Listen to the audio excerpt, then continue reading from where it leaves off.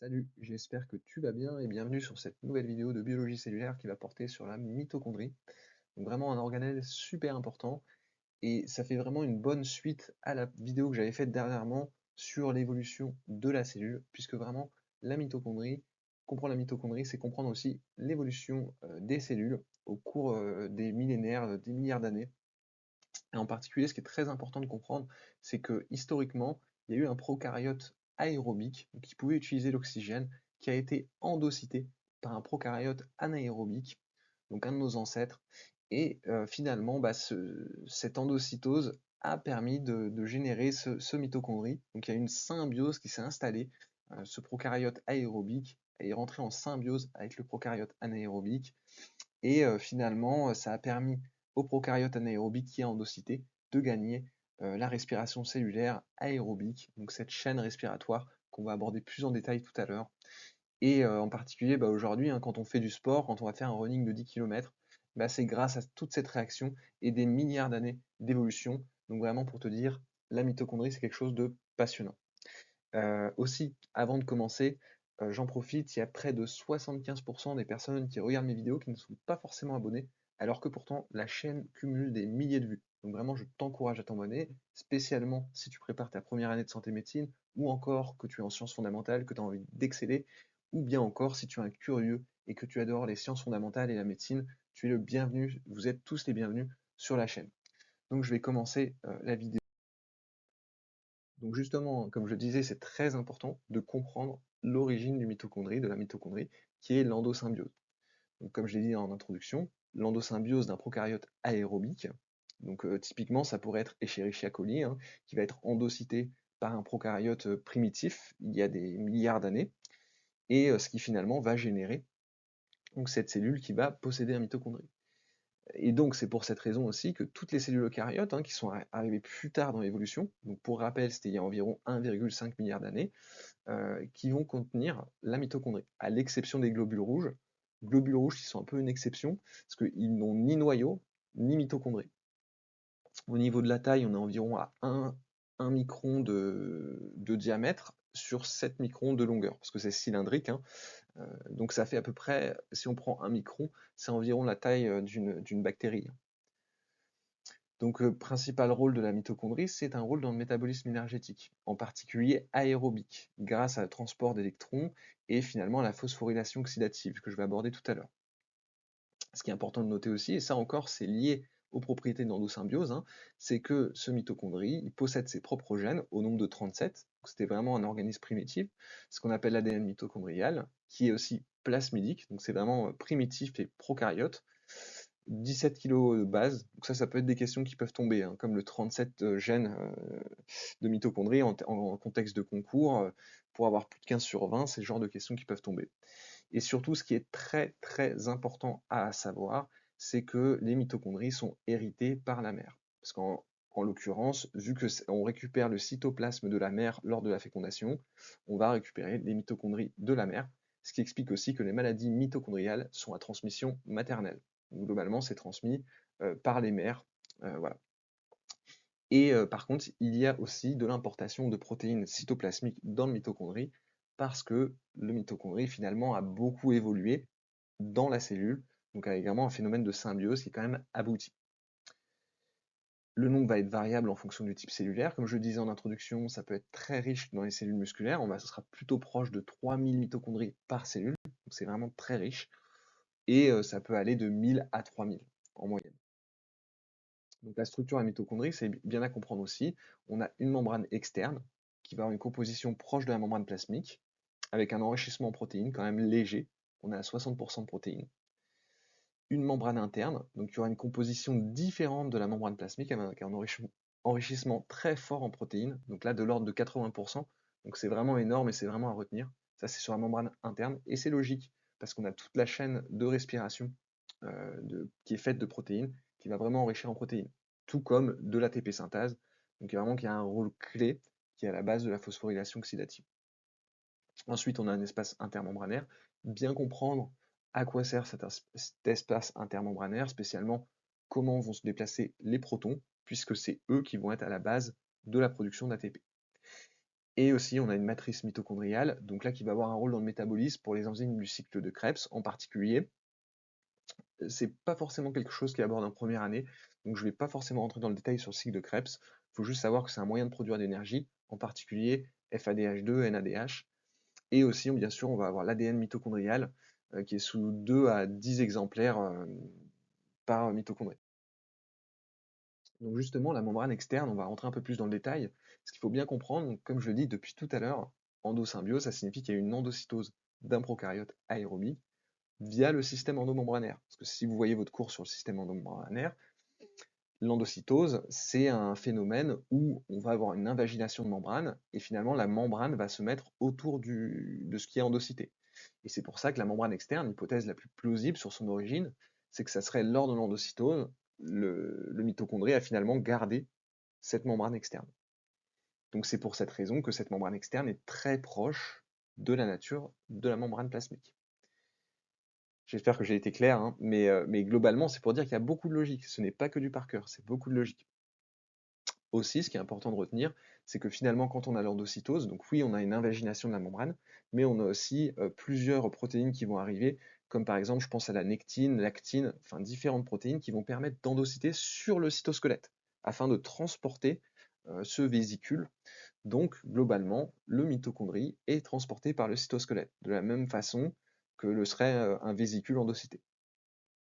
Ce qui est important de retenir aussi sur la membrane externe, vu qu'il y a quand même une activité vraiment d'échange entre le mitochondrie et le cytoplasme, on a de nombreuses porines, donc des perméases qui vont permettre la diffusion facilitée. Par exemple, pour le pyruvate, très important, le pyruvate, c'est le produit de la glycolyse qui va ensuite entrer dans le mitochondrie pour aller au cycle de Krebs. Le phosphate aussi, qui va permettre de justement préparer l'ATP à partir de l'ADP. Donc on va passer d'un diphosphate à un triphosphate. Et puis on a des complexes de transport un peu plus complexes comme TOM, Translocation Outer Membrane. Donc là je vous encourage à retenir le outer, hein. Outer ça veut dire externe. Donc TOM est sur la membrane externe alors que TIM qui est inner, il est sur la membrane interne. Et globalement TOM et TIM servent au transport de protéines solubles. Par contre SAM, donc Sorting Assembly Machinery, lui c'est pour le transport de protéines insolubles sur la membrane externe. Bon, j'avoue, ça c'est un peu du par cœur quand même. On a aussi une star qui est super importante. La star, c'est le cholestérol. C'est pour transporter le cholestérol. Et bien sûr, il faut bien comprendre le rôle de l'espace intermembranaire et du gradient de protons. Donc là, je vous explique en 3 minutes.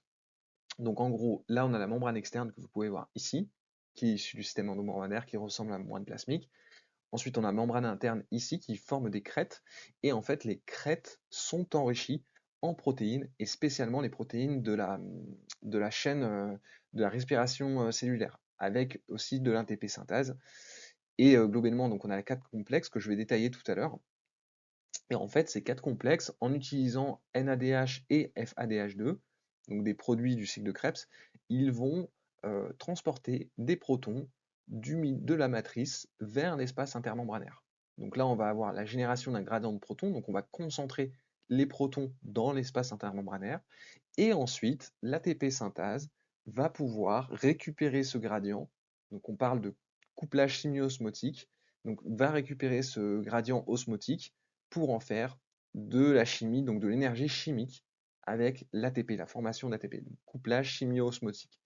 Et avec l'ATP synthase, donc réaction critique pour tous les organismes aérobiques comme nous et les autres animaux, etc. Et donc justement, cette membrane interne, donc elle est très riche en protéines, comme je l'ai abordé plusieurs fois, en particulier liée à la chaîne respiratoire qui contient 4 complexes.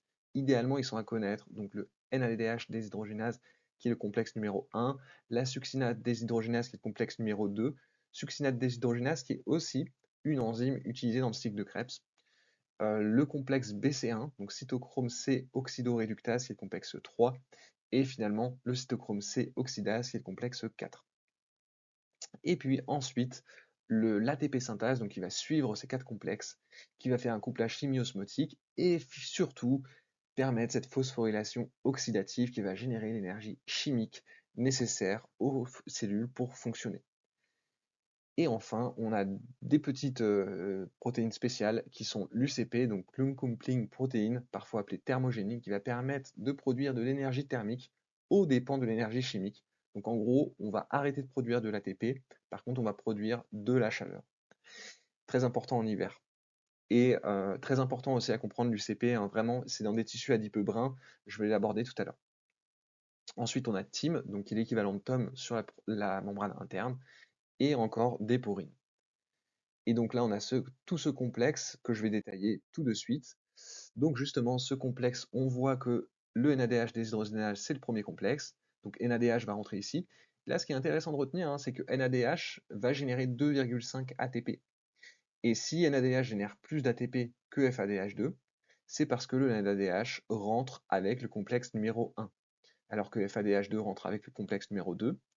La petite exception du complexe numéro 2, le succinate déshydrogénase, c'est que déjà c'est un complexe qui va servir dans le cycle de Krebs, mais aussi ce complexe ne va pas transporter de protons à l'extérieur de la cellule. Comme vous pouvez voir, complexe 1, 3, 4 vont transporter des protons à l'extérieur de la cellule, mais pas le complexe numéro 2. Donc ça, c'est bien important à retenir. Par contre, il va y avoir génération de stress oxydatif, donc avec des, euh, des anions, des radicaux libres, et ces radicaux libres vont être réactifs et vont avoir tendance à réagir un peu avec tout. C'est quand même très dangereux. Et d'ailleurs, c'est peut-être le défaut de la respiration cellulaire. Le défaut de la respiration cellulaire, c'est qu'on va, oui, on va produire de l'énergie d'un côté, mais de l'autre côté, on va entraîner du stress oxydatif, et ce stress oxydatif va abîmer les tissus. Et donc, par exemple, c'est à la base des rides qu'on peut retrouver chez les personnes âgées, ce genre de choses, mais aussi au niveau de tous les tissus. Donc, globalement, on retient bien que la respiration cellulaire entraîne du stress oxydatif, et stress oxydatif qui va être réduit par certains mécanismes du mitochondrie que je vais aborder tout à l'heure. Ensuite, on a cytochrome, la BC1, avec donc complexe BC1, oxydoréductase, cytochrome C, oxydoréductase, qui va être inhibé par l'antimycine A, et enfin le cytochrome oxydase, complexe 4, qui va être inhibé par le cyanure. Donc bien important à retenir. Aussi, je n'ai pas parlé des inhibiteurs, mais ils sont plutôt à connaître. Globalement, moi je vous encourage à connaître cette figure. Avec les inhibiteurs, ça tombe.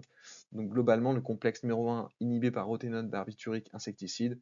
Complexe numéro 2 inhibé par malonate, qui fait aussi partie du cycle de Krebs. Et finalement, le complexe numéro 4 par le cyanure, donc vraiment à connaître. Et ce qui est important de retenir aussi, c'est que le produit de cette chaîne de transport d'électrons, ça va être de l'eau. Et d'ailleurs, c'est logique, quand on transpire, quand on fait un effort, qu'on respire, qu'on fait un effort physique, en fait, et quand on a une respiration aérobique, on va beaucoup transpirer et on va générer de l'eau, donc l'eau qui vient d'ici. Et surtout, ce qu'il faut comprendre, bah, c'est que pendant toute cette chaîne, on va émettre des protons, à l'exception du complexe numéro 2. Et là, à ce moment-là, ces protons vont ensuite être réutilisés en couplage chimiosmotique par l'ATP synthase pour la phosphorylation oxydative et la production d'ATP. Et au niveau de la matrice mitochondriale, hein, granuleuse, donc là, on va retrouver toutes les enzymes du cycle Krebs, à l'exception de la succinate déshydrogénase qui fait partie de la membrane. La bêta-oxydation des petits acides gras qui va être effectuée aussi au niveau de la matrice mitochondriale, et aussi l'oxydation des hormones stéroïdiennes grâce au cytochrome P450. Cytochrome P450, très important à connaître, c'est le principal outil enzymatique, donc c'est une enzyme, hein, c'est un ensemble d'enzymes qui vont permettre d'oxyder les médicaments pour les éliminer, mais ça va aussi oxyder des hormones. Donc, mais vu que ça sert aux deux, et spécialement aux médicaments, ça va être très important pour ceux qui veulent faire médecine, pharma, donc généralement ça tombe en QCM. Et les autres rôles du mitochondrie. Donc on a aussi des rôles dans l'apoptose, en particulier au niveau de la voie intrinsèque. Donc on va avoir le cytochrome qui va être relâché par le mitochondrie, et ce qui va aussi déclencher la cascade des caspases. Et finalement l'apoptose, donc la mort programmée de la cellule. Là on voit un peu une mort programmée, donc des corps apoptotiques, euh, des espèces de bulles générées par apoptose grâce aux mitochondries. En partie. Il n'y a pas que le mitochondrie, mais la mitochondrie est une des voies. Ensuite, on a aussi des enzymes antioxydantes, comme je le disais, hein, le stress oxydatif est un gros risque lors de la respiration cellulaire, et donc on va avoir des enzymes comme la superoxyde dismutase, la glutathione peroxydase, etc., qui vont permettre de réduire le risque du stress oxydatif au niveau du mitochondrie. Et enfin, ça c'est très important parce que vous allez le revoir en histo, Donc là, on a un tissu adipeux blanc à droite. Donc ça, c'est assez facile, classique, tout le monde connaît, hein, c'est les bourrelets, grosso modo. Et à gauche, on a un tissu adipeux brun. Donc c'est un tissu adipeux très riche en mitochondries, qui va être très présent chez nos nouveau-nés, qui va être aussi présent à certaines régions du corps, donc par exemple au niveau de la scapula, au niveau des aisselles, à différents niveaux. Et en fait, le rôle de ce tissu adipeux brun est très différent. C'est que lui, vraiment, son rôle va être de produire de la chaleur. Donc on va beaucoup le retrouver chez les animaux qui vont faire de l'hibernation, par exemple. Et là, dans ce cas-là, ça sera l'UCP qui va être utilisé et l'UCP qui va hacker l'ATP synthase. Donc en gros, l'UCP, elle va utiliser les protons, le gradient de protons, pour produire de la chaleur, et ce qui va empêcher ATP synthase de produire de l'ATP. Voilà, j'en ai fini pour cette vidéo. Globalement, c'est un très gros chapitre, la mitochondrie. Je l'ai fait en 15 minutes. J'ai essayé d'être le plus pertinent possible. J'ai essayé aussi de le faire de façon vocale. Donc oui, vous avez les images quand vous regardez la vidéo, mais l'idée aussi que j'ai dernièrement, c'est de développer des espèces de podcasts sous forme de vidéos sur YouTube. Donc en gros, simplement, vous êtes fatigué le soir, vous n'avez pas envie de lire votre cours. Tout simplement, vous mettez un petit podcast de Passe l'As Facile avec Julien et globalement, ça vous permet d'étudier votre cours en 10 minutes avant de dormir. Donc c'est un peu comme faire une répétition de votre cours. Euh, et puis, j'insiste toujours sur les points clés que les profs attendent. Donc c'est vraiment ça aussi la force de ces petits topos. Puis je vous encourage à les écouter, ouais, quand vous êtes fatigué, histoire de marquer un peu. Voilà. Et bien sûr, bah, si vous êtes resté jusque-là, que vous n'êtes pas abonné, je vous invite à vous abonner. Je vous invite aussi à consulter mes autres vidéos de biologie cellulaire. Et il y a plein d'autres vidéos qui vont arriver. J'espère que ça vous a intéressé, que ça va vous apprendre plein de choses pour éclater votre concours. C'était Julien. Prenez soin de vous. Salut.